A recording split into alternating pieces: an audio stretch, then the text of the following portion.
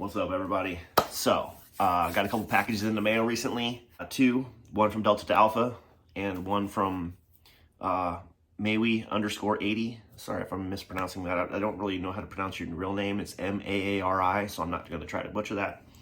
But this is very exciting. This might be the best couple of packages that I've ever gotten, just because it's all new stuff, and it's very exciting. So I also have a brand new design that I might give you a sneak peek of. I don't really want to show it off too much yet because, you know, there's a lot of people out there that borrow designs, and it's fine. You know, to be honest, my perspective has changed about design theft. There are people that do exact copies that are just assholes and douchebags. And then there are people who take inspiration from something that's already been done, or they give recognition to where they got the idea for that particular design. Even though someone may copy something that I have designed or made or whatever, and they sell something that's very similar, it's still not my knife. And I think that people that are fans of mine, that enjoy my content, I think that they would rather buy something that I've designed and sell through Delta2Alpha or whatever. So over the years, my perspective has just changed because there are so many knife makers now. Back in the day when I first started throwing, there was only like maybe 10 throwing knife makers. So when someone copied someone else's design, it was a big fucking deal. Like, because you were literally taking money out of that person's pocket. I don't care anymore. I don't. If you want to copy this design, go for it. I don't give a shit. People that like me and what I'm doing and follow me, they'll buy my stuff. So I really don't care anymore. So having said that, case in point, the dude from Germany, Maui_80, he posted a knife recently that, in my opinion, I haven't even asked him, took a lot of inspiration from this. Boom. Look at that. And I think it's really rad. This one has the fuller in the spine. This one has the fuller in the spine. And to be honest, I actually prefer this. This is one of the best made knives out there that I've seen. You know, it's up there with Lewis Prince steel knives, and Flying Steel, in my opinion. This is like a machined knife. That groove is smooth and straight. Badass. Love the grind. Very similar. Very, very similar. You know? Like, again, I don't give a shit. Then, extra icing on the cake. Look what he did. Booyashaka. Motherfucking Full Tang Clan. That was a nice little touch, dude. So, I have a scale here.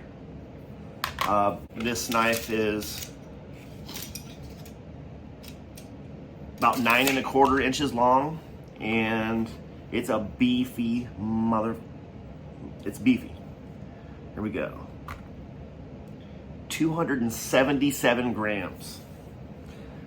In comparison, the 8 1/2 inches of Danger, which I think both of these are 3/8-ish thick. This one might be a little bit slightly thicker, which would be like, what is it, 10 milligrams or something like that. So in comparison, this one should weigh 225. 222. The one without the fuller weighs 225. So that little bit of a grind there makes a little bit of a difference. Okay, thank you very much for this. This is cool. The only reason I'm not showing you guys throwing in this video is I ran out of propane and it's cold outside. I will be doing some throwing and testing with all of these knives that I'm going to show you today very soon. Moving on. The 8 1/2 inches of Danger, of course, and then Ace. This is not my idea. Ace had the idea of making one out of G10. Boom. Look at this thing. It is sick. Sick. Super thick. And it feels good in the hand for as light as it is. It's 8 1/2 inches long, and it only weighs 58 grams, 57.8 grams. That is light. And the one dude, I Like Knives, was throwing his and killing it with it, and it's not easy. I did learn how to throw it. You got to finesse it a little bit, but I was throwing it in the cold. I shouldn't have done that. This is more of a self-defense stabbing tool. Broke the tip. So it's supposed to be that pointy. As you can see, I broke off damn near a 1/4 inch. Well, I wouldn't say a 1/4 inch, but so I refiled it. It's still as good as it, you know, it's not as pointy, but it still will get the job done. It's got the hollow skeletonized handle for doing your own handle wrap if you prefer that. But this, what a cool self-defense tool in my opinion. Ace nailed this. This is so cool. Hard to throw, but I'll show you guys that sometime soon. So the other thing, I had a bad night for breaking things. This is the new tungsten bow shuriken thrower, and it is so cool to put this in your hand and feel the weight. By the way, I was throwing in the garage, hit the tip, broke the tip. This is tungsten. It's very, very hard. I would only recommend throwing this outside where you have dirt. I fucked up. It took me about 15 minutes to retip this. It's still not satisfactory. I will do a better job soon, but it still penetrates very, very well. It comes with a very needle-like point. But for comparison, I've had these bow shuriken. I don't even know the maker. I've had these for years. I used to throw these a lot. This is more traditional style. I actually prefer the square stock, but I was having a lot of luck throwing these round ones. So for comparison, they are both, I think they're both 7 or 8 inches, 6.5, 7 inches long. This with square stock here, regular, some kind of carbon steel, weighs 41 grams. This one, same thickness, same length, tungsten. Check this out. 86.5 grams.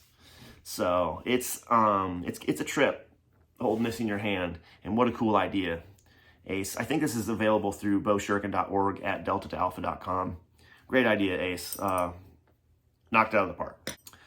Next, this here is the classic Dashi in 1/4 inch. These were made by Foggy Forest Knife Works, or Foggy Forest. I don't remember what the damn thing is. But this is the classic Dashi. Very popular. We're having more of these made right now. We are also having more of the classic Dashi in 3/16. These happen to be my favorite. These are excellent, but these happen to be my favorite just because they're agile, and I just like a slightly lighter knife. So just for comparison, these are like 10 1/8 long. The 3/16 one is 184 grams. The 1/4 inch one, 247 grams. So big difference there. They perform differently, but same classic shape. That I just love the Kira Dashi type points because you can have a bad throw and still stick the target. Fast draw is the future. It is the future. And we started incorporating no spin fast draw at Danger Fest, and it was very popular. People really enjoyed it. So I took my already famous well-designed knife here, and I slimmed it down a little bit, because if you have a car and you don't do anything to the engine, what's the easiest way to make it faster? You start stripping parts out. You rip all the interior out. You take the back seats out. Make it as light as possible. So that's exactly what I did with this here. This is the new, I'm not sure what to call it yet. I think I'm going to call it the FD, the Fast Dashi for Fast Draw FD. I think that's what I'm going to go with. But it's the same shape, same length, same thickness, 3/16. It's just more slim. We trimmed off a little bit, and it's not a huge difference, but it is, because it's lighter, quicker, and it's easier to get your hand around it. Like this here, it's easier to draw and throw. I'm very, very happy with the way it throws. It's exactly what I wanted. I was out there throwing it tonight, and it's good. I really think everybody's gonna like these. We're having a bunch of these made as well, so we're gonna have 4 different Dashi designs. We're gonna have the classic 1/4 inch, the classic 3/16, the new FD 3/16. And of course, Lewis Prince is making more of these bad boys with a fuller. These should be available next month, hopefully. Fingers crossed. Oh, by the way, so 3/16, what does it weigh? This is the old one, classic. Also made by Foggy Forest. 186.6, so 186.5 grams. Let's see what this little bit more slimmer one weighs here. 157. So I know that may seem light for a lot of people, but believe me, fast draw is my thing, and it works. It works very, very well. Okay, so last on the list, I'm gonna give you a quick glimpse of this. I don't have a name for it yet. It's a dagger type throwing knife. This is just the prototype. It was not cut out with a plasma cutter or a laser. So it's a little bit wider and heavier than I would like. This is in 6 mil, or no, this is straight 1/4 inch. So this one weighs a lot. I'm not gonna show you it too much, but it's a beefy bitch.